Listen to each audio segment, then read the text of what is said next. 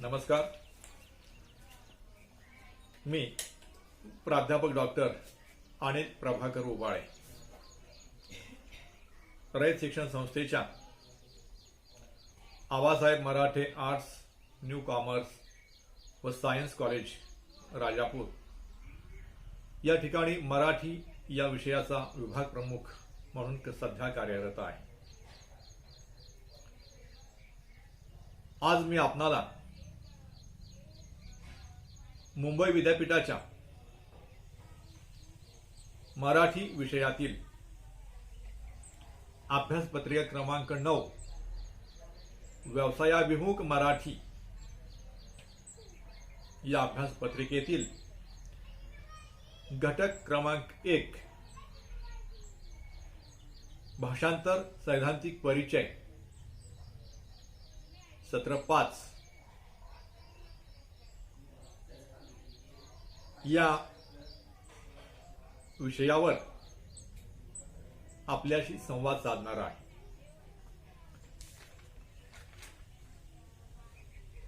हा संवाद साधत असताना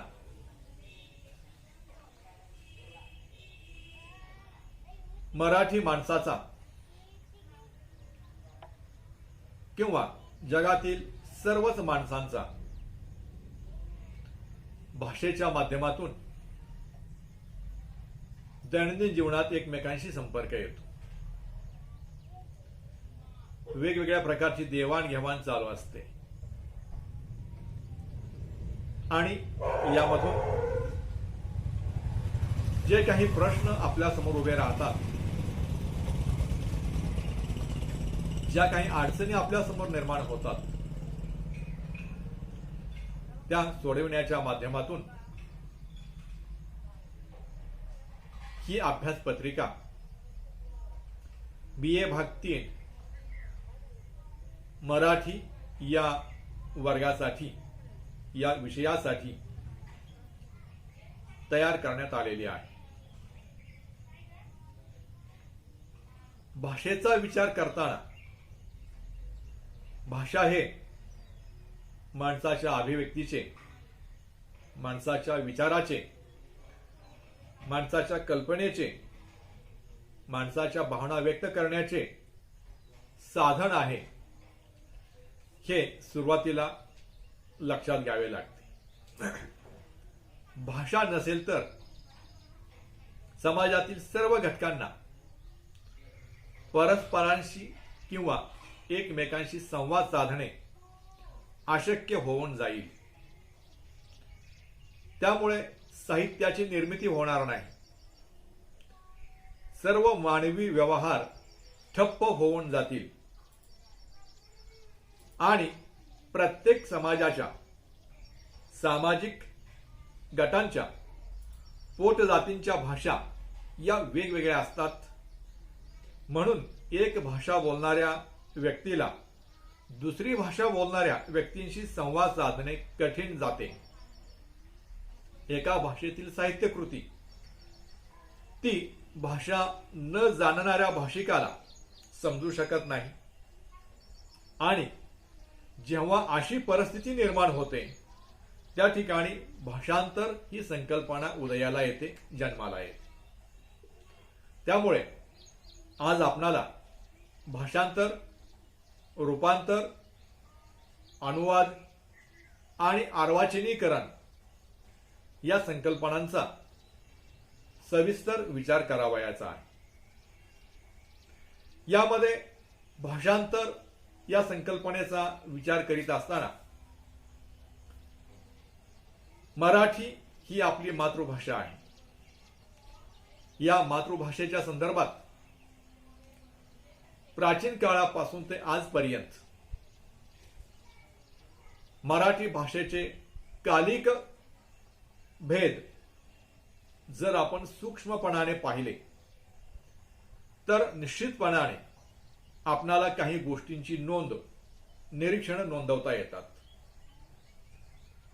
प्रामुख्याने मराठी ही जुन्या काळात अतिशय उन्नत, समृद्ध अशा स्वरूपाची भाषा होती. परंतु 12व्या शतकानंतर म्हणजेच ज्यावेळेस मुस्लिम सत्ताधीशांनी आपल्यावरती आक्रमणे केली त्यावेळेपासून मराठी या भाषेवर वेगवेगळ्या परकीय भाषांची आक्रमणे व्हायला लागली. मराठी या सत्तेवर वेगवेगळ्या परकीय भाषांचा प्रभाव पडू लागला आणि यातूनच मराठीचे जे 5 टप्पे पाडता येतात. पहिला रामदेवराव यादवराजे या काळात मराठी ही अतिशय समृद्ध भाषा होती. त्यानंतर दुसरा टप्पा बहामनी काळ. या बहामनी काळामध्ये गजनीचा मोहम्मद, लोधी अकबर अशा वेगवेगळ्या मुस्लिम सत्ताधीशांनी आपल्यावरती आक्रमणे केली आणि त्यांची फारसी, उर्दू या भाषा आपल्या मराठी या भाषेवर वर्चस्व निर्माण करू लागल्या. ही परिस्थिती 12व्या शतकापासून ते 16व्या शतकापर्यंत अस्तित्वात होती.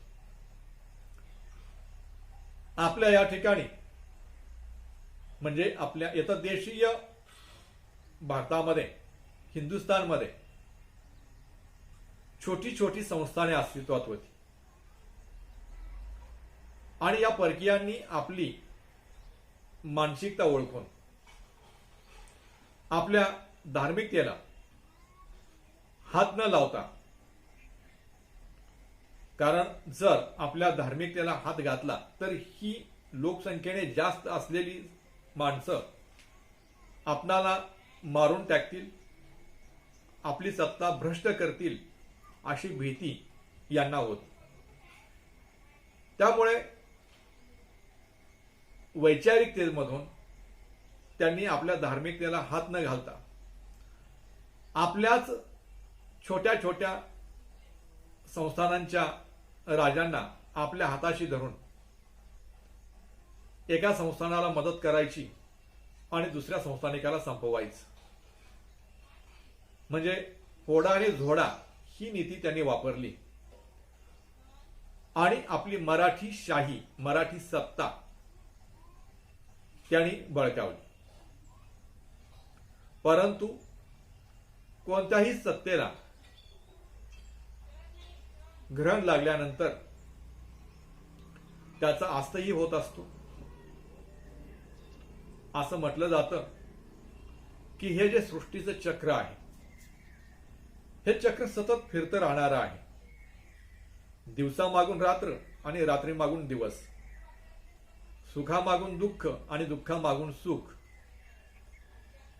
ही जी सृष्टीची चक्र सतत फिरती राहणारी आहे अशाच पद्धतीची जाणीव आपल्या या सत्तेविषयीही, या मराठी भाषेविषयीही आपल्याला निश्चितपणाने व्यक्त करता येईल. आणि त्यामुळे आपल्याला असं म्हणता येईल की 12व्या शतकापासून ते 16व्या शतकापर्यंत म्हणजे तब्बल 300 वर्षाच्या काळामध्ये आपल्या मराठी या भाषेवरती उर्दू, फारसी, डच, जापनीज, पोर्तुगीज अशा अनेक भाषांनी आक्रमण केली. तरीही आपली मराठी भाषा स्वतःचं अस्तित्व टिकवून शिल्लक राहील आणि याचा खरा प्रयत्न 16व्या शतकामध्ये शिवाजी महाराजांची राजवट सुरुवात होते आणि खऱ्या अर्थाने मराठीला परत वैभवाच्या दिशेने नेण्याचे प्रयत्न शिवाजी महाराजांनी केलेले पाहावयास मिळतात. शिवाजी महाराजांचा कालखंड, राजवट ही आपणाला शक्यतो 100 वर्षाची पकडता येते. 1600 ते 1700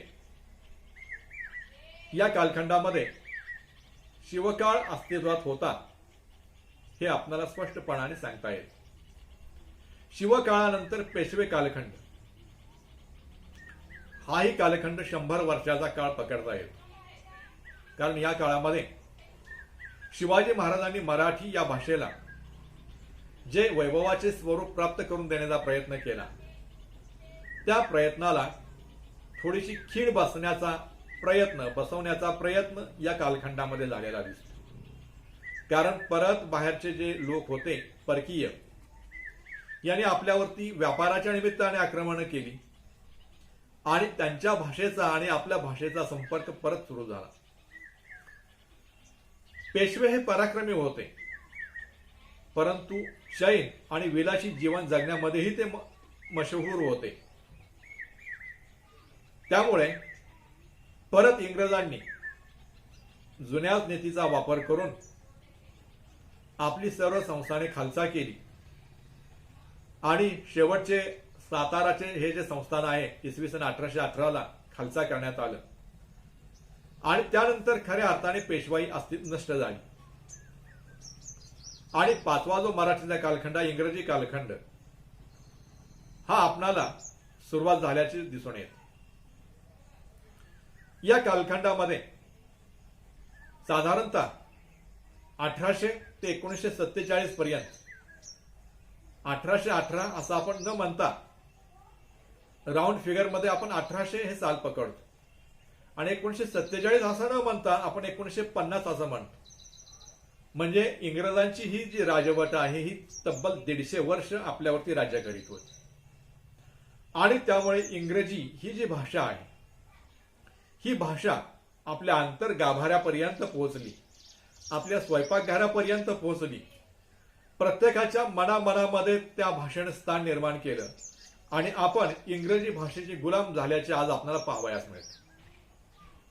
खरोखर या इंग्रजी भाषेच्या गुलामीमुळे आज आपणाला भाषांतर ही प्रक्रिया अभ्यासता येते,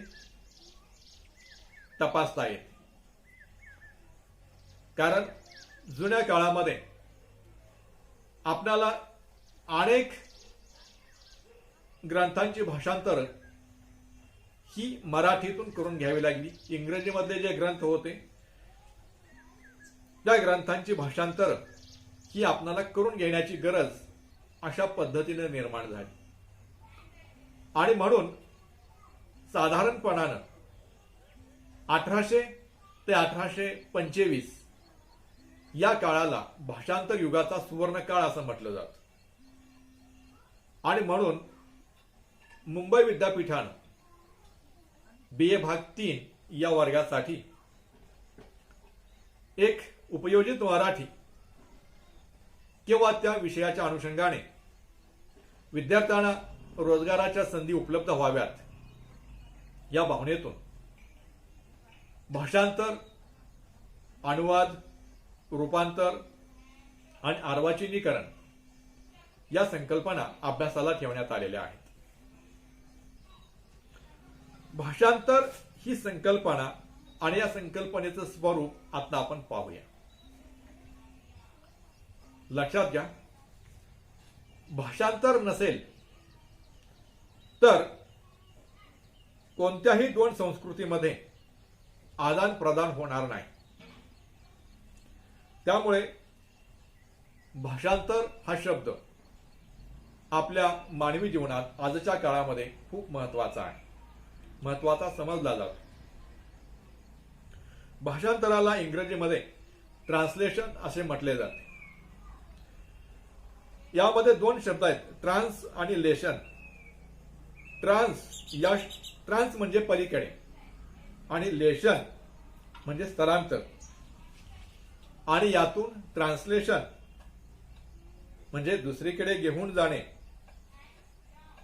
म्हणजेच एका भाषेला दुसऱ्या भाषेत घेऊन जाणे अशा पद्धतीचा अर्थ प्राप्त होतो.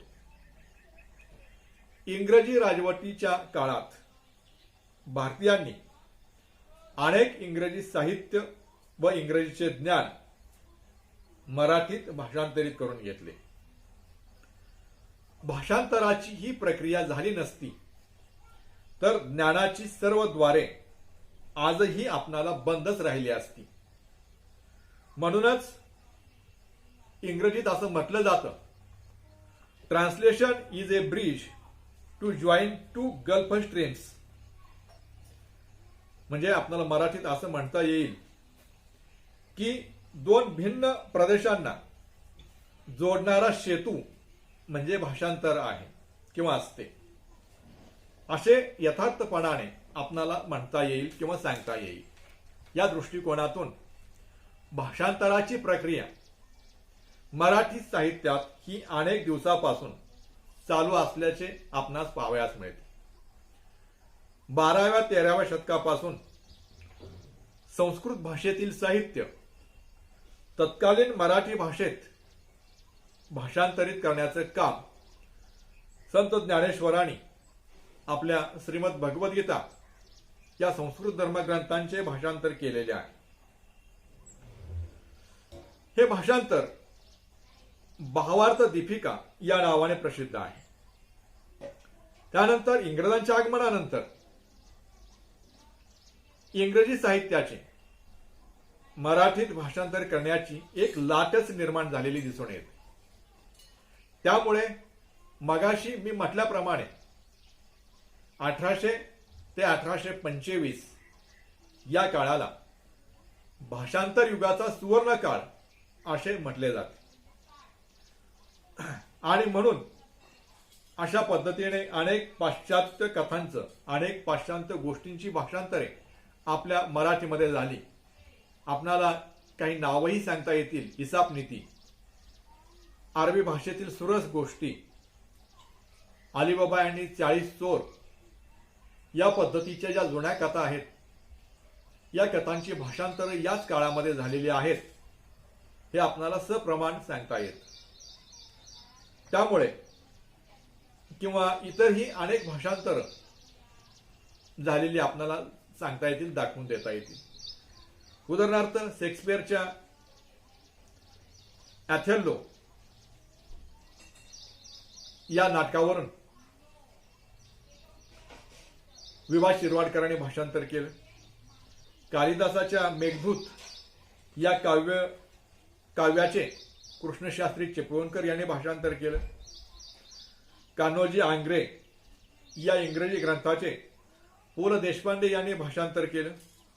म्हणजे अशी अनेक भाषांतर या काळामध्ये झालेली आपल्याला दिसून येतात. यावरून भाषांतर म्हणजे काय याचा विचार आपल्याला करता येतो.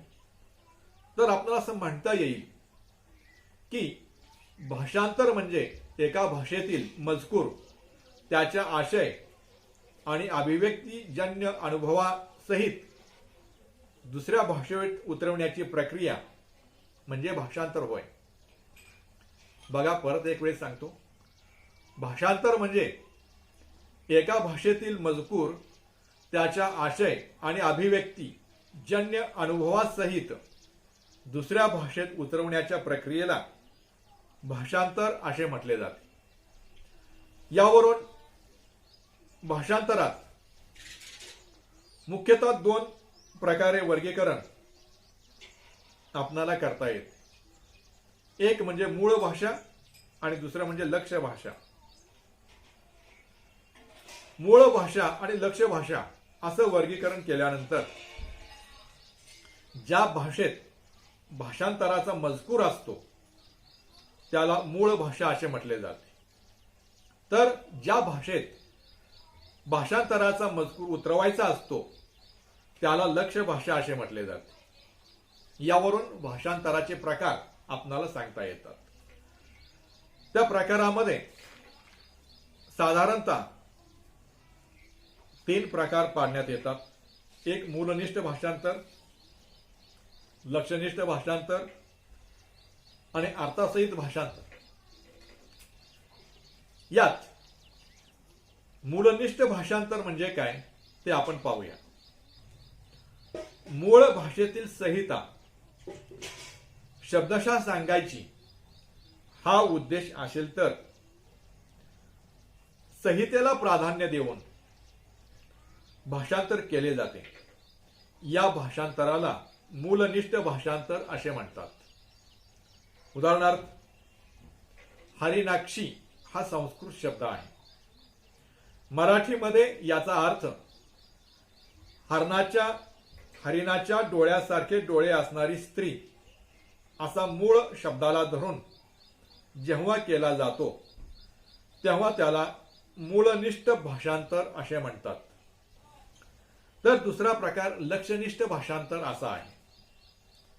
मूळ संहितेची भाषा ज्यावेळी समजावण्याचा उद्देश नसतो तर मूळ संहितेच्या आशयाचे लक्ष्य भाषेच्या अंगाने भाषांतर केले जाते तेव्हा त्याला लक्षनिष्ठ भाषांतर असे म्हणतात.